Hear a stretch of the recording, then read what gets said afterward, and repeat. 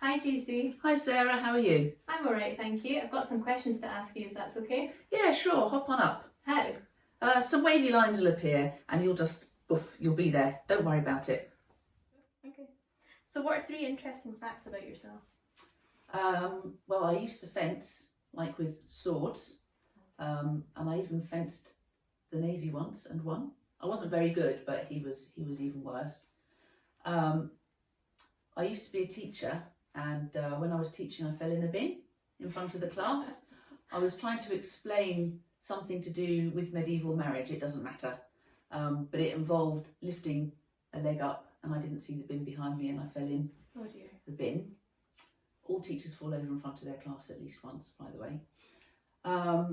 And then, I was invited to the House of Commons for tea, and I was beetling up Victoria Street, trying not to be late, and I came to a crossing and somehow I just fell off the curb and into the road. And I don't normally do dresses, but I was wearing a dress that day and I skinned my knees and ripped my tights. So I had to then find a department store and try and find a pair of tights.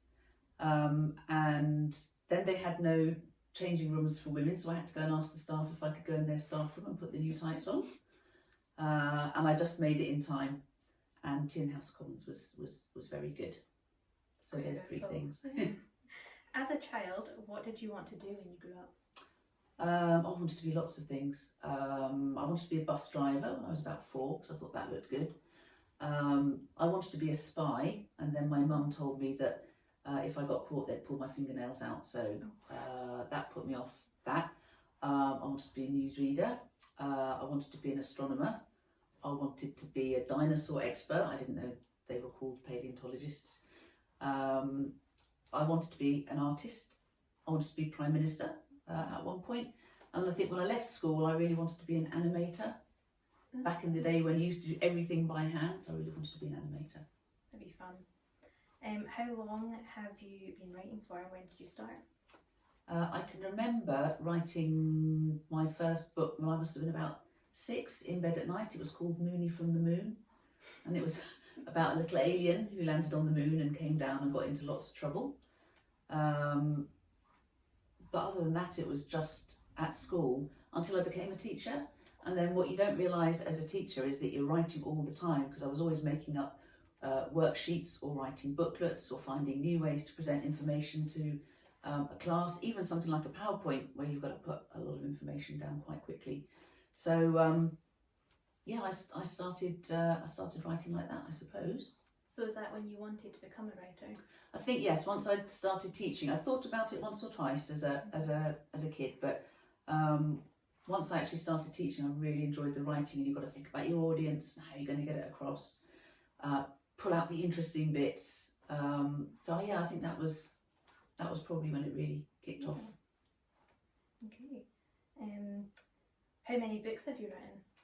Oh, that depends. I've done 1 fiction book, but I've done 3 textbooks, and then lots of workbooks and extra materials for them.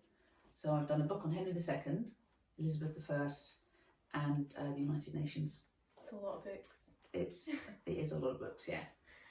What was one of the most surprising things you learned when you created your book?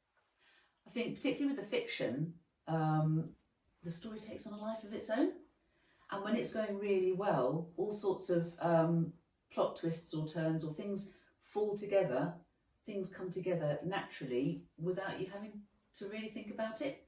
So where you think you're going to end up and where you actually end up can be 2 very different places, but that's good. That's what's good about it.